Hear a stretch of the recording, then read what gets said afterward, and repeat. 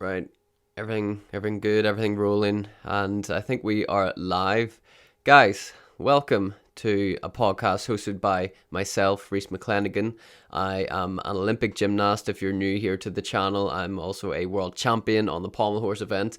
And on the lead up to my second Olympic Games, which will be held in Paris, I'm going to do a series of these podcasts. I'm going to do a series of YouTube videos that are a little bit more structured and movie-like, if you will. Just taking you through my daily life on the lead up to the Paris Olympic Games. And I feel like this is the time of my career that people are most tuned into, most interested in. And hey, I don't blame you. I'm most interested in my career during this time as well. And it's a super, super exciting time. So it's the time that I train my whole life for, really. And I feel like I'm lucky enough and privileged enough to be in this position that I'm going to another Olympic Games. Pretty awesome to say.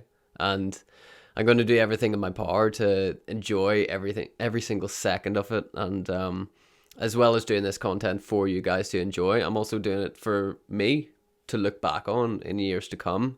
And I feel like doing this kind of video check-in, it's not only me kind of giving you guys information, it's me venting to you. So you are helping me progress through my training schedule, through my just my daily training on the lead up to the Olympic Games. You're helping me get my mind right, get my mind in check, and thank you for tuning in and coming along with me on this journey.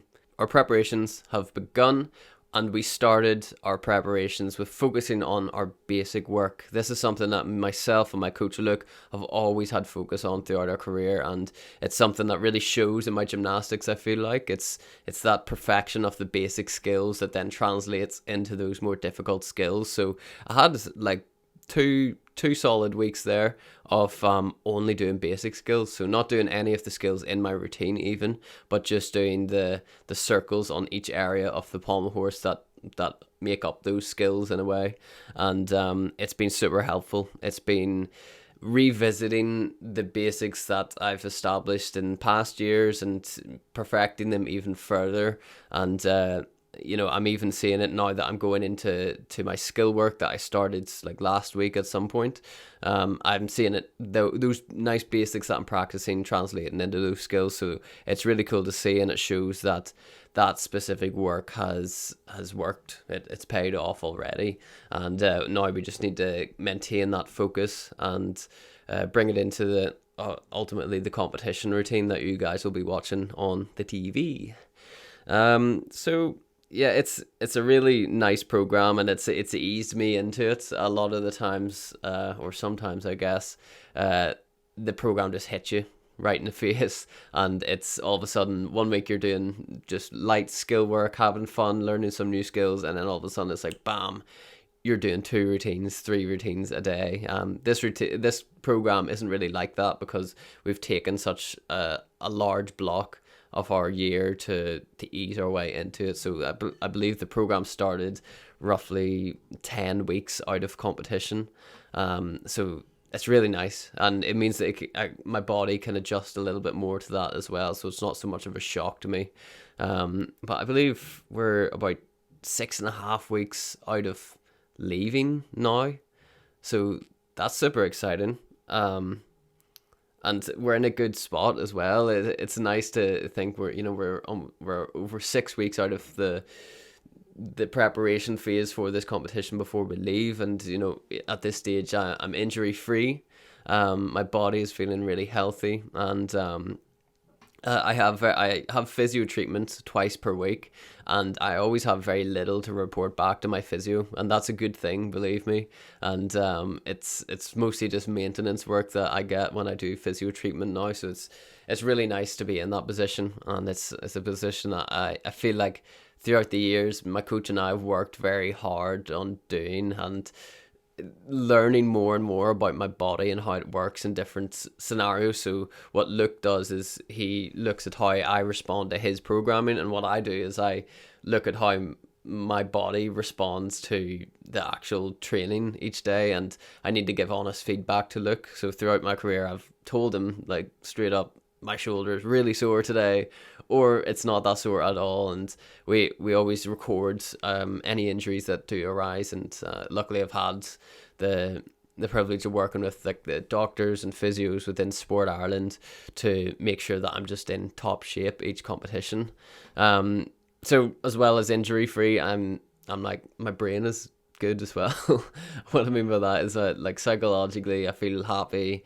I'm sadness free. That's always good. That's always a nice sign, and it's a sign that a lot of people don't check in on enough. Like, are you generally sad or are you generally happy?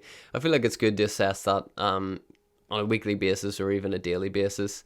And it's something that I have certainly been much more aware of even ever since.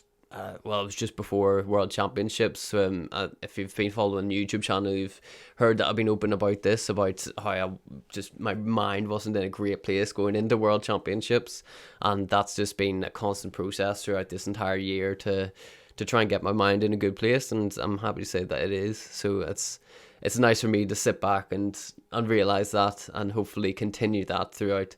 Well, just I say up until the Olympic Games, but past the Olympic Games, I want to be in a happy place. No matter what happens at the competition, even, I just want to be generally happy, and I feel like I'm getting better and better at making that happen more consistently, which is great that I can say that.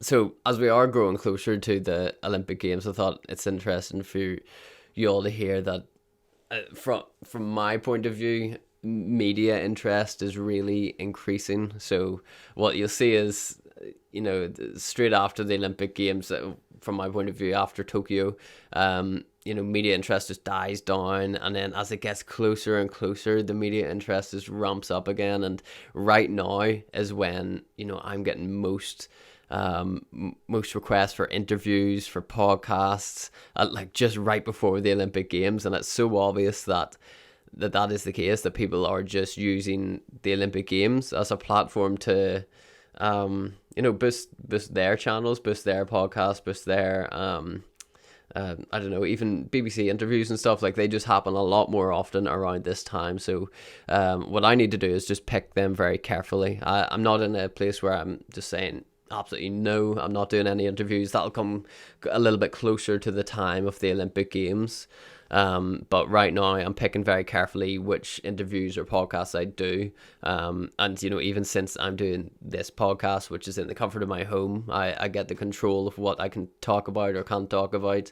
I feel like this is a nice way of just sharing my thoughts with you guys without anybody else having to kind of dictate the conversation or lead it in a certain way that I don't want it to go in, maybe. So it's great that I can do this. It just shows the power of YouTube as a platform, or just the internet in general, that I can sit here as an Olympian preparing for my second Olympic Games to then be sharing my thoughts and feelings with you guys, and that's really cool that I'm able to do that. So yeah, media interest is increasing, and I guess how I would a lot of people would ask it, how does the pressure kind of impact you in that way? And I think it's knowing that like the interviewers, or even anybody coming up to me, I get a lot of people coming up to me like outside the gym and all, and like saying, are you prepared, like we're getting closer now. And a lot of people would see that as the kind of pressure building, but to me it's just I know that they don't know what my world is like. And that's an interesting thought, because everybody, even you guys watching this, you're kind of getting an insight into what my world is like and what training is like for me, what's going on, and what skills am I doing to prepare for this Olympics. And I know that they don't fully understand what is going into this. And to be honest, it almost feels like it's a bigger deal for them wishing me good luck than it is for me. Because to me, really, what this is another routine. It's another competition. I've competed many times this year, 4 times this year. This is just the 5th time I'm going to be competing. And that's a calming thought to have. But it's also the reality of the situation. It's the reality of what's going to happen on that competition day. I'm going to go there and try and do my best routine possible, like I done at the most recent European Championships, like I done at the Doha World Cup. And it's a realization that I think is needed in a time like this, where everyone around you, they're like, this is the big one, this is it, he needs to try and get on that podium. To me, I'm like, yeah, I do need to try and do that, but I've already made that decision years ago when I started training this routine. Now what I need to do is do this routine one more time, well, two more times, do it in qualification and do it in the finals, and then all of the times that I'll have to do it in training on the lead up to this competition as well. So that's where my mind is at, and that's how I'm almost alleviating pressure from media or people just talking to me, taking that off my shoulders, because I know what my job is, and that's to do clean routines for a living. And that's nice to say, actually, because I enjoy that the most. But I mean, other than other than the competition, put that aside for a second, and I kind of look at the opportunities that come from an Olympic Games year, and there's a lot of really positive ones. There's obviously the increased media attention that's good for the sport in general, so I like to promote that a lot. And then also there is, increased opportunities from sponsors. I started to see this coming up to the Tokyo Olympic Games, where around this time is where the sponsors start knocking your door, and that's just so that they can get the foot in the door and jump on the bandwagon before even you maybe have success at the Olympic Games. But it's really, really cool. It's really cool to realize some of my childhood dreams of being a sponsored athlete and making this my profession. And those dreams are becoming reality now, and especially with my last two world championship wins, I've generated quite a lot of interest in terms of sponsorships, and really have proven myself to be that athlete that keeps delivering. And even after the Paris Olympic Games, I'll hopefully continue to deliver great results. And I think that's what businesses and companies are seeing in me, is that I can do that, and I hopefully will give back to them as much as I can as well. So interestingly enough, though, this is a blackout period for sponsors around the Olympic Games. So I'm not sure exactly when it started, but we're currently in it.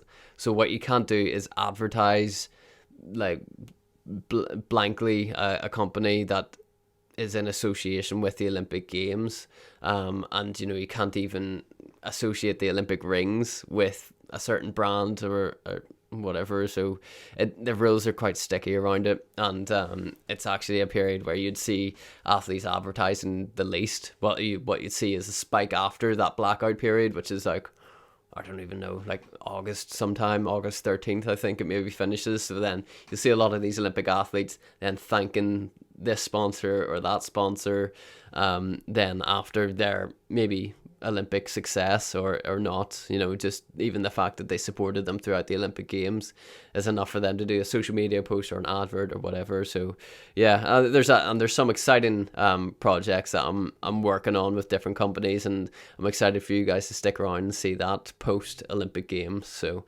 yeah, stay tuned for that. It's exciting, trust me. And I choose very, very carefully which brands and businesses I choose to go into business with, and they're brands that are very aligned with my life and with what I do and my personality. So if you do enjoy the content I even post on YouTube, then you'll certainly enjoy the content being pushed out by some of these companies. So exciting times ahead. Definitely so, and I'm looking forward to doing that. I remember Lewis Smith around the Olympic Games in London, him starting to get loads and loads of sponsors, and I just always looked up to that, and I guess that was kind of my vision of success then. He set the standard pretty high for me to as being a pommel horse gymnast in contention for an Olympic medal. He was racking in the sponsorships, and as a young kid, as a 12-year-old at the time, I was seeing that and being like, okay, that's what success is like. And yeah, now thankfully I'm realizing that. I'm realizing what Lewis Dunn and many other gymnasts that are successful in the sport are doing, that they market themselves correctly, and they come out with some great sponsors, and I feel like I'm getting that right now, which is great, which is very, very cool. So as well as obviously the different opportunities from that, I feel like this right now is an opportunity for me to push my YouTube channel, for me to push the podcast, the content, and just like I said at the start, it's not only for you guys. It's for me too. It's for me to look back on. Even this podcast right now, I might look back on this in 20 years' time and be like, God, why was he so naive? But it's a really nice thing, and it's something that I have really enjoyed doing ever since I started really doing YouTube properly, just before the Tokyo Olympic Games. And I look back on those videos regularly. I look back on such great times that I've had in my career, the highs, the lows. It's all there on my YouTube channel to look back on, and hopefully YouTube doesn't get shut down, all the videos just delete, but I guess I've got them on hard drives as well, so that's handy. But yeah, it's here. It's another Olympic Games. You don't get many of these in your lifetime, so I want to document it as much as possible. And like I said, I'm going to continue doing those kind of film format vlogs, YouTube videos, and you'll even see that my most recent video there has episode 1, and I thought, why not just make them into a series for you guys to follow along and enjoy watching. If you start watching on the 7th one, then you can go back right the way back to the first episode and watch through, and it'll give you a nice series to follow along with in chronological order. So most of the podcasts will be uploaded to the Patreon. Not all of them, like this one is public, so anybody can listen or watch it on YouTube, but most of them will be uploaded to the Patreon, and the Patreon is a way for you guys to pretty much just support the YouTube channel, and you can join for any amount at all. I'm not fussy on that. It's really up to you guys, and it's just almost a little corner of the closer fan base to go to watch even further insights into my gymnastics, to get some exclusive content, and also get extra podcasts. So I'm wanting to do at least once per week a podcast on the lead up to the Olympic Games, and if not once a week, then twice a week or 3 times a week, maybe even, just depending on what happens in that week that I feel like would be useful to share, as well as maybe extra vlogs and everything to upload onto the Patreon. So if you do want to see more than what I'm uploading onto my YouTube channel, then do head over to the Patreon. The link will be in the description, and as I said, you can join for any amount. So I want to thank all the continuous support on the Patreon. Some people have been members of the Patreon since the Tokyo Olympic Games, since I opened the Patreon, and they've been supportive, have been messaging me, and I've been messaging back. We've had some great conversations, so I do thank all of those Patreon members that have stuck around and showed their support throughout the years, because it's been a successful couple of years, and you guys have contributed more than you think, trust me. So I guess the next video that I'll do on YouTube, I'm not sure where to take it. It depends on what the program is like the next week, because I feel like we're transitioning into like part routines, and the last video was kind of more around like connecting 2 skills, whereas this is like taking my routine, breaking it into thirds, and then trying to perfect those thirds. So I feel like a routine around that will be quite nice. If you guys would like to leave a comment of what insights you'd like to hear about on the lead up to the Olympic Games. I know I've touched on a few aspects of what's going on in my life right about now, but if you want to hear anything more that I've missed out, maybe, please do drop a comment, let me know, and I'll be sure to include it in the next YouTube video. And I'm excited for that, so let me know your thoughts. I guess that's all I have to really say. I thought it would be a short enough podcast. That's the way these are going to be, because they're just short updates, short insights, and who knows, maybe I could even get some guests on and stuff, but I think it'll mostly be centered around myself and my preparations for the Olympic Games. So I look forward to that. Thank you for watching this podcast. Thanks for sticking around. I hope you stay positive and keep smiling. I'll catch you guys in the next one.